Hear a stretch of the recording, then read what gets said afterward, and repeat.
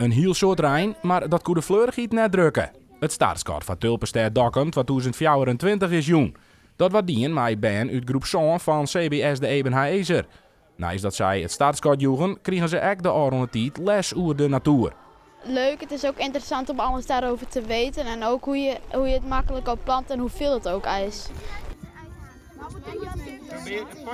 Op de bolwerken zetten we nu tegenwoordig vooral stensenplanten.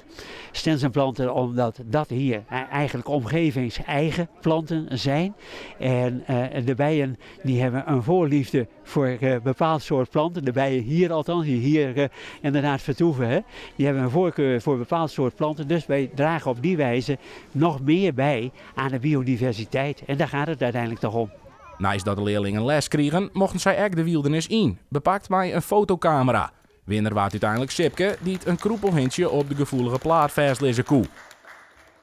En op een bloem en ik zeg op een lief heerbeestje en ik dacht een fotomeidje. Hoe is die verhouding met de natuur? Vies de natuur mooi, leuk? Ik net echt. Wel een beetje leuk, maar ik gewoon net een beetje net. Ik help mijn moeder soms wel een beetje in de tuin. En wij hebben zelf ook narcissen in de tuin. Het Dokkumer keerpunt, de ziel en de balwerken staan weer vol kleur. Maar nevens de voorzitter van Dokkum Tulpenstad is er in de binnenstad en omliggende weken nog volle meer te heljen met het oog op bioverskaat.